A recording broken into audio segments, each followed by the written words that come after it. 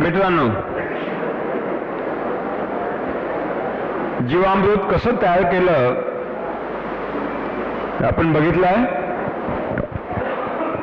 आता एकाचा प्रश्न होता की 1 किलो बेसन सगळ्याच टाकायचं का? नाही, फक्त 1 किलो बेसन पाहिजे. कोणतेही घ्या, मुगाचं उडदाचं जे आहे ते 1 किलो घ्यायचं, 1 किलोच्या वर टाकायचं नाही. आणि 48 तासानंतर ते तयार होईल. तयार झाल्यानंतर शक्य तेवढ्या लवकर ते उपयोग करायला पाहिजे. 7 दिवसापर्यंत त्याचा उपयोग आपल्याला करता येतो. याचा अर्थ हा की 7 दिवसापर्यंत रोज त्याला थोडं ढवळलं पाहिजे, जेणेकरून त्याच्यामध्ये प्राणवायू मिसळेल, हवा मिसळेल. ही किण्वन क्रिया करणारे हवेवर जगणारे जीवाणू असतात, ज्यांना ॲरोबिक बॅक्टेरिया म्हणतात. आणि म्हणून त्यांना प्राणवायू उपलब्ध व्हावा यासाठी दिवसातून 2 वेळेला सकाळ संध्याकाळ ढवळलं पाहिजे. आता कसं वापरायचं? वीर बागायत यांची आहे. कोण कोण आहेत वीर बागायतवाले? सगळेच आहेत. बरोबर. ज्यांची विहीर आहे, समजा तुमच्या विहिरीमध्ये एवढं पाणी आहे की त्या पाण्यातून 1 एकरचं सिंचन होते. पुन्हा सांगतो की समजा तुमच्या विहिरीमध्ये एवढं पाणी आहे सिंचनाचं की त्या पाण्यावाटे 1 एकराचं सिंचन होतं. 200 लिटर जीवामृत घ्यायचं, 1 एकराला वापरायचं आहे, ते फडक्याने गाळून घ्यायचं आणि सरळ विहिरीमध्ये ओतून टाकायचं. सरळ विहिरीमध्ये टाकून द्यायचं. तुम्ही मोटर चालू केली की फुटवालजवळ सक्शन दाब तयार होतो. त्या सक्शन दाबामुळे जीवामृत सगळ्या पाण्यामध्ये विरघळून जातं आणि सक्शन आणि डिलिव्हरी पाईपच्या माध्यमातून मुळीपर्यंत पोहोचून जातं. अर्थात समजा तुमच्या विहिरीमध्ये 2 एकर सिंचन होईल एवढं पाणी आहे तर 400 लिटर जीवामृत टाकलं पाहिजे गाळून. अर्धा एकर होईल तर किती टाकलं पाहिजे? 100 लिटर. म्हणजे जेवढं पाणी उपलब्ध आहे, जेवढं एकराचं सिंचन होईल तेवढ्या प्रमाणात जीवामृत कापडाने गाळून टाकलं पाहिजे. आणि ते पाणी तुम्ही पिला तर तुम्ही सुद्धा धष्टपुष्ट किंगकॉंग बनाल, कारण ते अत्यंत पौष्टिक पाणी आहे. पण खाद्य समस्या आणखी वाढेल, म्हणून ते पाणी अतिशय पौष्टिक असतं. आतड्यातले सगळे जे आजार आहेत ते सुद्धा ते दुरुस्त होतात. जीवामृतामध्ये हात घाला, चर्मरोग दुरुस्त होतात. चर्मरोग दुरुस्त होतात. हे देशी गायचं गोमूत्र आणि मानवी मूत्र, शाकाहारी मानवी मूत्र दिव्य औषधी आहे. मी मगाच सांगितलं, घावनाशक आहे. पूर्वी लढाया व्हायच्या, युद्ध तलवारीच्या, दिवसभर अनेक घाव शरीरावर, रक्तबंबाळ शरीर. सायंकाळला समाप्तीनंतर रात्रीला त्यांच्या जखमावर एक मलम लावला जायचा. दुसऱ्या दिवशी लढायला तयार. रात्रीतून जखमा दुरुस्त व्हायच्या. असं कोणतं मलम होतं? ते अद्भुत मलम होतं. त्यामध्ये 3 पदार्थ होते. एक देशी गायचं तूप, देशी गायचं गोमूत्र आणि तुळशीचा पाला. हे विहिरीत सडवल्या जायचं आणि त्याचं मलम तयार करायचं. ते मलम घावाला लावायचं, घाव दुरुस्त होत. म्हणजे गोमूत्रामध्ये, तुपामध्ये आणि तुळशीच्या पाल्यामध्ये अद्भुत शक्ती आहे, घावनाशक. विश्वास नसेल तर एक काम करा, संध्याकाळी घरी गेल्यावर एक कुऱ्हाड काढा घरातली, आपल्या पायावर मारा, जोरानं मारू नका, थोडा घाव येईल मारा, आणि स्वतःचं मूत्र टाका. शाकाहारी असाल तर अर्ध्या तासात जखम दुसते पाण्यात पाय टाका, आग होणार नाही. गोमूत्र टाका अर्ध्या तासात, तुळशीच्या पानाला रस टाका, अर्ध्या तासात दुरुस्त होते. अद्भुत क्षमता आहे, अद्भुत. पण शाकाहारी मांसाहारी माणसाचं मूत्र टाकाल तर पाय तोडावं लागेल, लक्षात ठेवा, हे नक्की आहे. कारण ते राक्षसाचं आहे, माणसाचं नाही, इथं बसलेले सोडून. आणि म्हणून जीवामृत विहिरीमध्ये सरळ आपल्याला टाकता येतं. दुसरी पद्धत आहे ती म्हणजे, जसं हे आपलं हौद आहे, हौद म्हणता का टाकं म्हणता, हौद, हा डिलिव्हरी पाईप आहे, इथून पाणी पडतं, आणि हा मुख्य दांड काढलेला आहे. दांड म्हणता का काय म्हणता, दंड, दंड, मुख्य दंड काढलेला. 200 लिटरचा बॅरल घ्यायचा.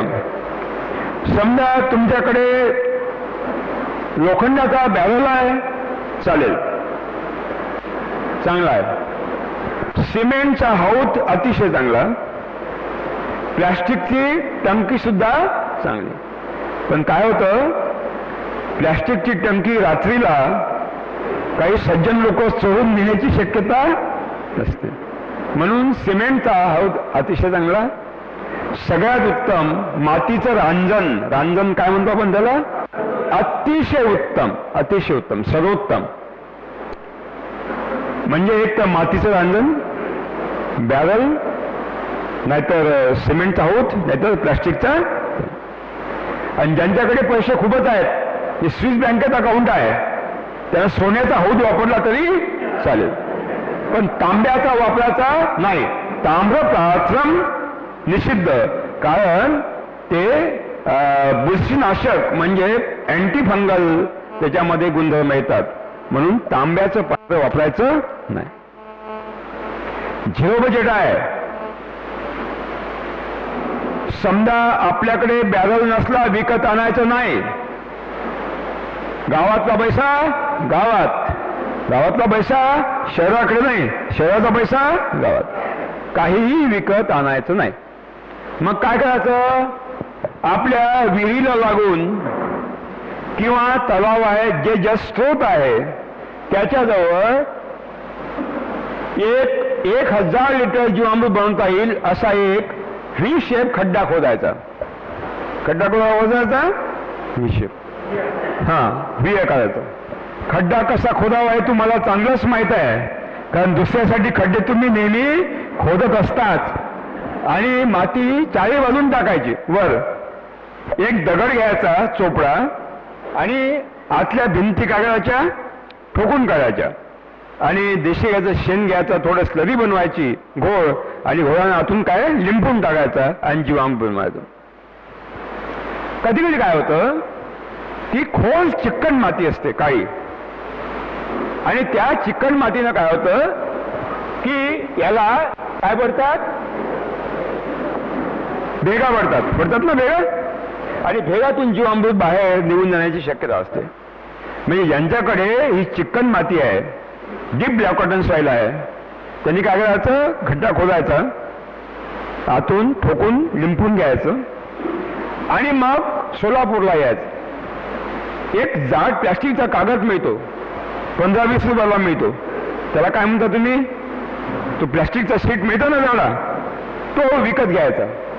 दुकानदाराला पैसे द्यायचे नाही, सांगायचं झिरो बजेट आहे, आणि कागद घेऊन यायचा,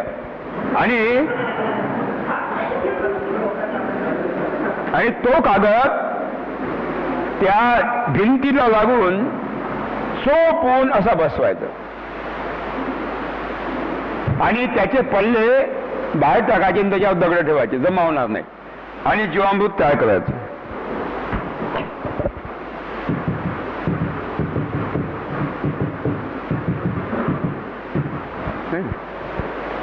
आता आपल्याकडे ते इंडोसल्फानचं तो डबा आहे रिकामा, 2 लिटरवाला आहे का, विकला आहे, विकला नाही, चांगले लोक आहेत तुम्ही. मग तो डबा घ्यायचा, त्या डब्याचं वरचं टप्पर काढून टाकायचं आणि त्या डब्यामध्ये देशी गायचं शेण 7 दिवस भरून ठेवायचं. देशी गायचं शेण जहर न्यूट्रलाइज करण्याचं अत्यंत उत्तम साधन आहे. It is a best neutraliser. आणि 7 दिवस त्याच्यात भरून ठेवलं की जे विषाचे अवशेष आहेत, रेसिड्यूज आहेत, ते सगळे न्यूट्रल होतात. 7 दिवसानंतर शेण काढून टाकायचं, स्वच्छ पाण्याने धुवायचं आणि दोन्ही बाजूला छिद्र पाडायचे आणि याला एक काडी बांधून टाकायची तारेनं. म्हणजे हा काय झाला, जीवामृत घ्यायचा काय झाला, तो काय म्हणतो आपण त्याला, मग्गा. पिण्याचं पाणी घेतो आपण माठ्यातून, तो डवला म्हणतो, डवला डवला जातो. हा वगार काय म्हणतात त्याला, वाघ्र वाघ्र.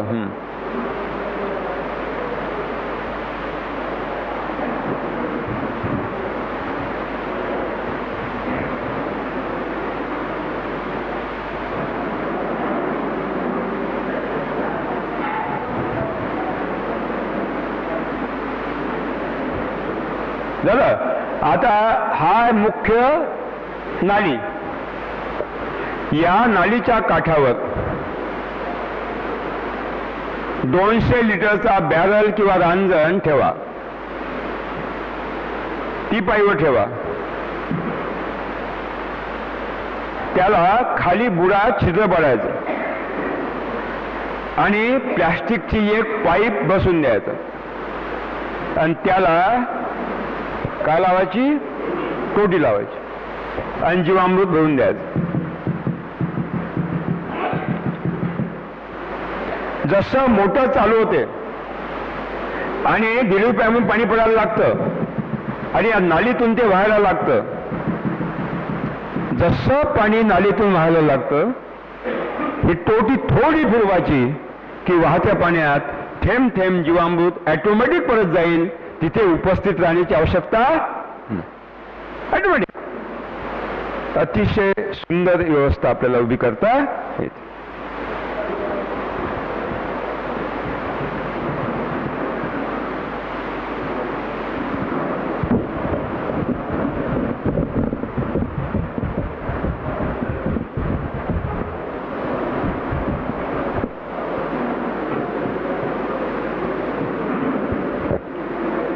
हे विहीर आहे.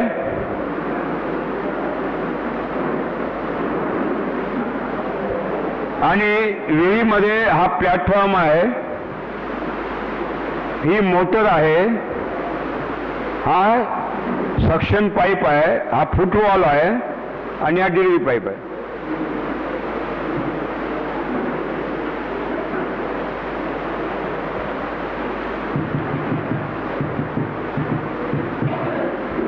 आणि हा विहिरीचा काठ आहे. विहिरीच्या काठावर हा 200 लिटरचा बॅरल ठेवा. त्याला बुडात छिद्र पाडा, एक प्लास्टिकची नळी आणि कॉक आणि जीवामृत बनवा. एक रबरी नळी घ्या. रबरी नळीचं टोक इथे बांधा, एक टोक, आणि दुसरं टोक फुटवॉल जवळ सोडून द्या. तिथं दोरी मारून टाका. जसं मोटर चालू होते हा कॉक थोडा फिरवा की थेंब थेंब जीवामृत फुटवॉल जवळ पाण्यात मिसळत जाईल. इकडे तिकडे पसरणार नाही आणि थेट फुटवॉल म्हणून कुठे जाईल, सिंचनाच्या व्यवस्थेकडे चालू जाईल. बाकीचं पाणी प्रदूषित होत नाही. ते तुम्हाला पिण्याला वापरता सोप्या पद्धती आहेत.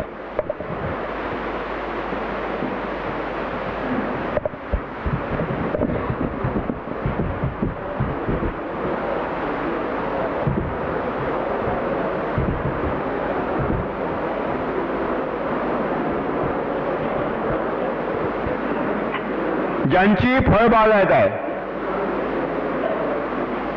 आपण काय करतो,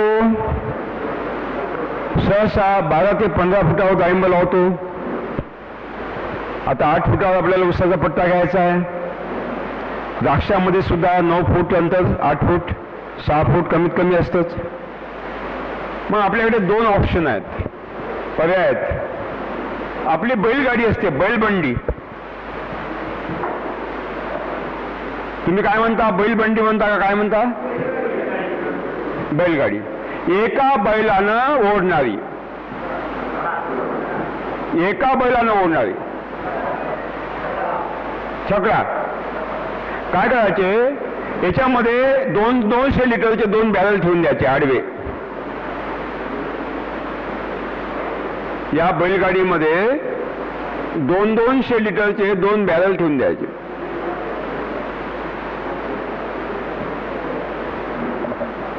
कसे ठेवायचे? आडवे, है ना. आणि वर ज्वामूट टाकायचे, काय करायचं, छिद्र पडायचं आणि त्याच्यावर झाकण. हे वर छिद्र आणि झाकण.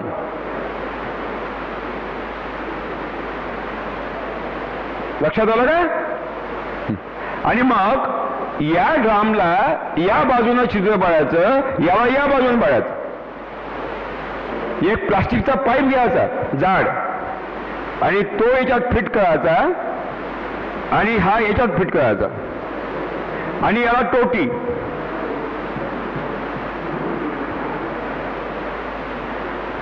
आपल्या फळबागेच्या 2 ओळीच्या मध्ये हा बैल हे बंडी ओढेल.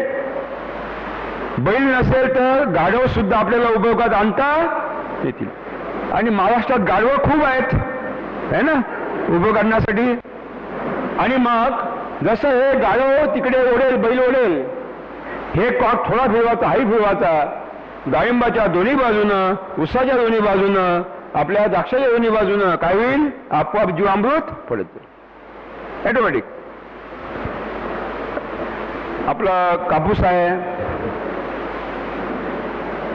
वांग आहे, टमाटर आहे, मिरची आहे, 3 फूट 4 फूट आपण अंतर ठेवतो.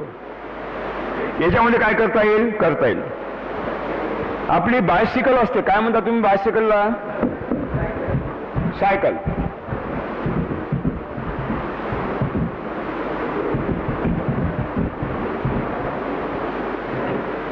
हे सायकल आहे आणि हे सायकलचं कॅरियर आहे ना, कॅरियर पाठीमागचं. त्याच्यावर 100 लिटरचा बॅरल बांधून घ्या उभा. सायकलवर 100 लिटरचा बॅरल उभा बांधून द्या. त्याला पाठीमागे टोटी आणि टोटी पाठीमागं. मग आपण सायकल घेऊन समोर चाललो, कॉक थोडा भिरवायचा, पाठीमागून जीवामृत पडत जाईल. एक तर दोन्ही बाजून टाका, नाही तर मधल्या बाजून. या दुसरी गोष्ट, जीवामृत हातानं सुद्धा आपल्याला देता येते. कसं लिहा, हे तुम्ही लक्ष पॉइंट घेतले नाही.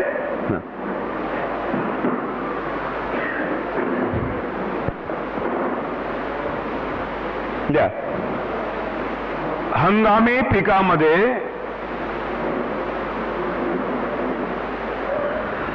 जसे 4 माही आहे, 8 माशी आहे.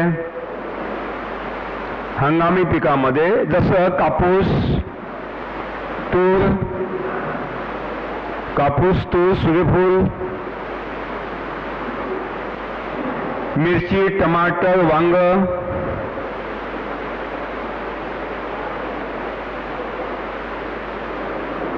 कोबी, भेंडी, गवार,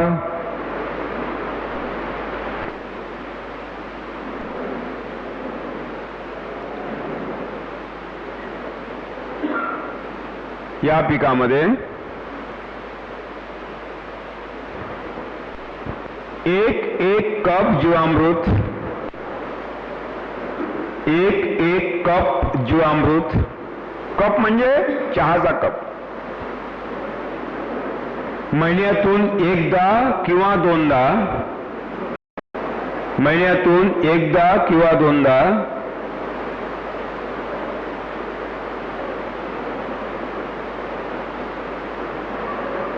दोन झाडांच्या मध्ये जमिनीवर, 2 झाडांच्या मध्ये जमिनीवर टाकावं. जीवामृत टाकावं. 1 कप जीवामृत जमिनीवर टाकून द्यायचं. लिहा. पावसाळ्यामध्ये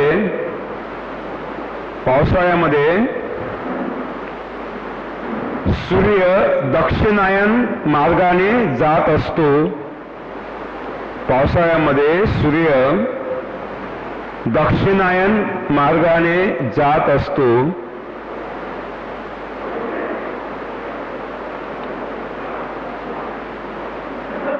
त्यामुळे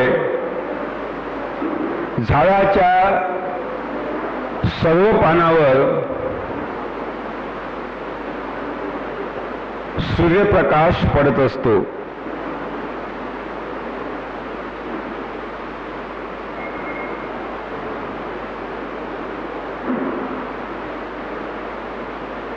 जर आपण दक्षिणोत्तर लावणी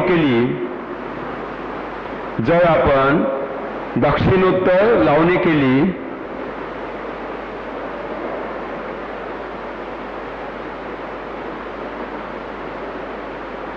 तर सूर्यप्रकाशाचा जास्तीत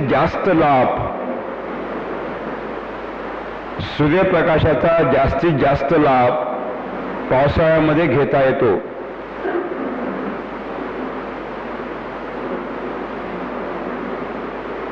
हा दक्षिणायन काळ केव्हाचा असतो? या 21 जून ते 20 डिसेंबर. 21 जून ते 20 डिसेंबर हा दक्षिणायन, सूर्याचा दक्षिणायन काळ असतो. 21 जून ते 20 डिसेंबर. आणि या 6 महिन्यामध्ये नैऋत्य मान्सून आणि ईशान्य मान्सून दोन्ही पाऊस मिळतो. म्हणून या काळामध्ये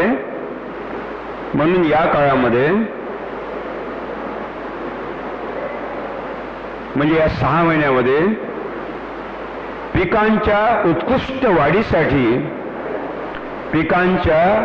उत्कृष्ट वाढीसाठी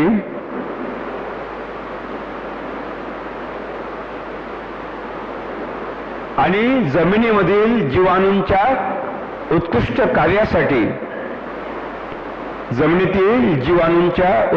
कार्यासाठी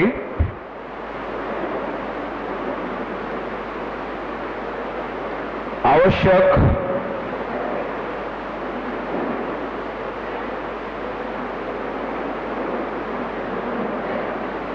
चोवीस ते 32 अंश उष्णतामान दिवसाचं 24 ते 32 अंश उष्णतामान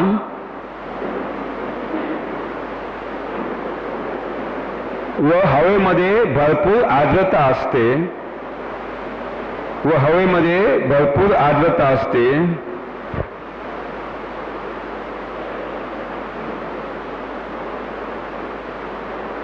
या पावसाळ्याच्या काळामध्ये जमिनीमध्ये जेवढं जास्त जीवामृत वापरता येईल तेवढा लाभ आपल्याला मिळतो. या पावसाळ्याच्या काळामध्ये जमिनीमध्ये जेवढं जास्त जीवामृत वापरता येईल तेवढा आपल्याला लाभ मिळतो. जीवाणुशक्ती वाढवायची असते पावसाळ्यामध्ये.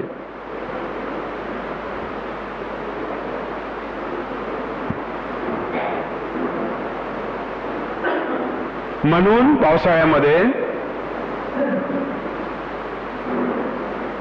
2 झाडाच्या मध्ये जीवामृत वापरणं आवश्यक असतं. महिन्यातून एकदा किंवा 2दा 1 कप जीवामृत जमिनीवर टाकून द्यायचं.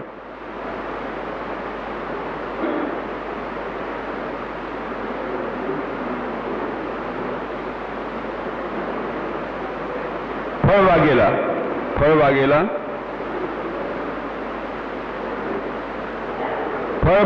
लावणी झाल्यानंतर पहिले 3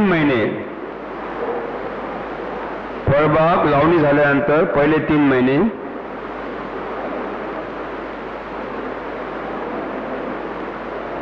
त्या रोपाची दुपारी 12 वाजता जी सावली पडते त्या रोपाची दुपारी 12 वाजता जी सावली पडते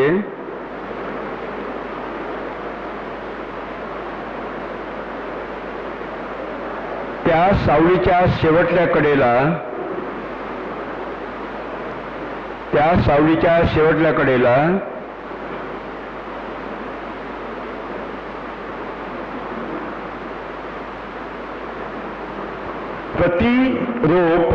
प्रति रोप एक कप जीवामृत महिन्यातून एकदा टाकायचं. महिन्यातून एकदा किंवा दोनदा एक कप जीवामृत टाकायचं. 1 कप जीवामृत, 1 कप झालं. नंतर लिहा पुढच्या 3 महिन्यामध्ये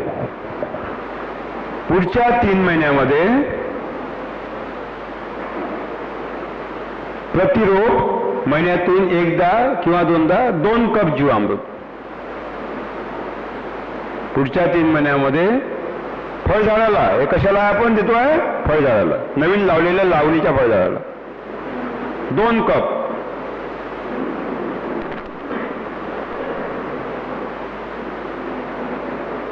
आणि नंतरच्या 6 महिन्यामध्ये लिहा, नंतरच्या 6 महिन्यामध्ये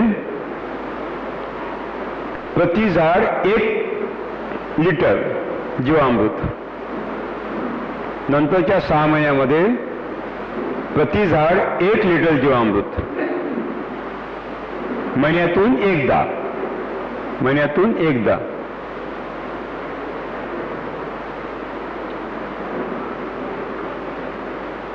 झालं. हे झालं एका वर्षाचं. घ्या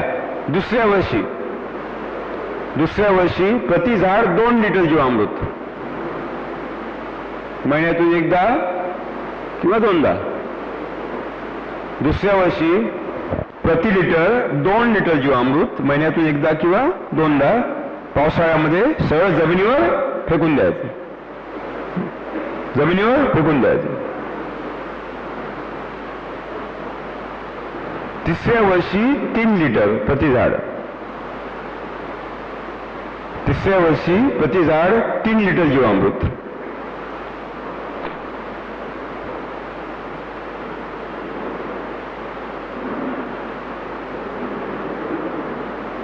झालं.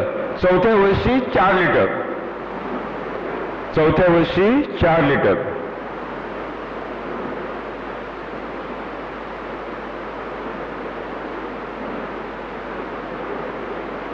पाचव्या वर्षी 5 लिटर. 5 लिटर पावसाळ्यामध्ये महिन्यातून एकदा.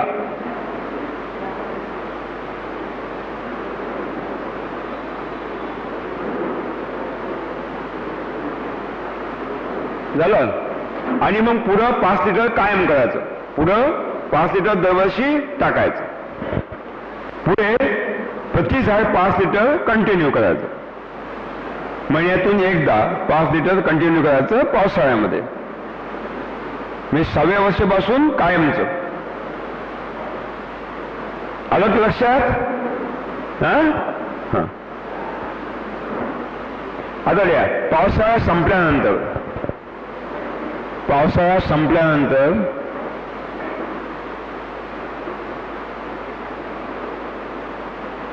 सिंचनाच्या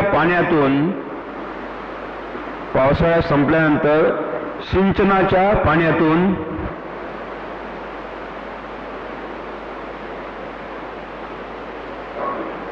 प्रति एकर 200 लिटर जीवामृत.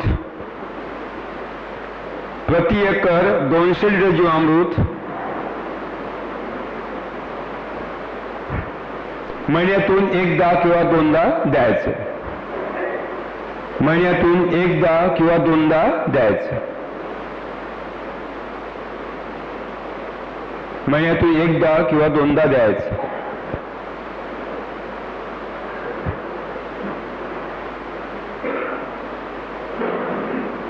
लक्षात आलं ना? म्हणजे एक तर कशातून द्यायचं? पाईप मधून, नाही त्या नालीतून. नाहीतर कशातून? जमिनीवर टाकून द्यायचं. नाहीतर पाठीमागं म्हणजे जी सोयीची पद्धत आहे ती. आता तुमच्याकडे ठिबक सिंचन असेल, कोणाकडे ठिबक सिंचन आहे? ठिबकवाले कोण कोण आहे? देशाला बुडवणारे आहे. ठीक आहे, ठीक आहे, ठीक ठीक. आता बॉय, ठिबक देशाला कसं बुडवतं हा मोठा प्रश्न आहे. आम्ही सिद्ध केलेलं आहे, झिरो बजेट शेतीमध्ये ठिबकपेक्षा कमी पाणी पाहिजे, आणि ती प्रवाही सिंचनामध्ये. जेव्हा तुम्ही प्रवाही सिंचन करता तेव्हा जमीन चार्ज होत जाते, रिचार्ज.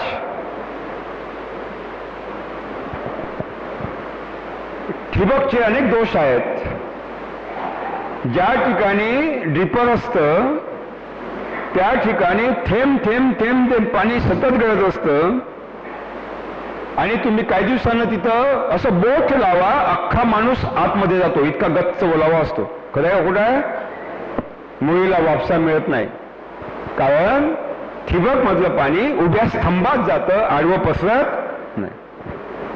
पण आता ठिबक आहेच, ते पाप केलंच, तर त्याचा उपाय केला पाहिजे. द्या ठिबक असेल तर,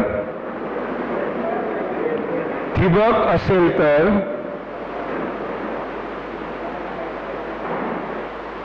ठिबक असेल तर प्रत्येक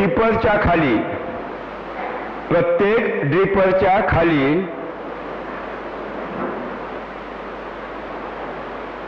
गवताचं आच्छादन ठेवा, गवताची पेंडी ठेवा छोटीशी, आणि त्या पेंडीवर ड्रिपर ठेवा.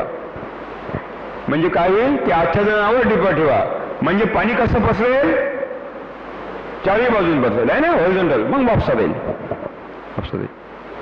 आता ड्रिपर मधून जीवामृत कसं द्यावं, स्प्रिंकलर मधून कसं द्यावं, याचा विचार करू आपण. तुषार सिंचन अतिशय चांगलं ड्रिपरपेक्षा. एकाच वेळेला दोन्ही कामं होतात. एक तर उभ्या पिकावर फवारणी होते जीवामृताची, जी अत्यंत आवश्यक आहे, महत्वपूर्ण आहे, आणि सोबतच ते तुषार जमिनीवर पडतात, म्हणजे जीवामृत जमिनीमध्ये सुद्धा देतात. एकाच वेळेला दोन कामं, फवारणी सुद्धा होते आणि जीवामृत जमिनीवर सुद्धा देतात. ठिबक, मी इडलेला सुभाष अण्णांनी एक चांगली पद्धत ठिबकची तिथं बसवलेली आहे, आणि छानपैकी ठिबकचं पाणी देत आहेत. त्यांचा ऊस आहे, पट्टा आहे 8 फूट, त्यांचे आंबे आहे. तर मी सुभाष अण्णा ढुरे पाटलांनाच बोलावतो की त्यांनी तुम्ही तुमची जी यंत्रणा आहे ठिबकची ती सगळं समजावून सांगा. उपस्थित सर्व शेतकरी भावांनो,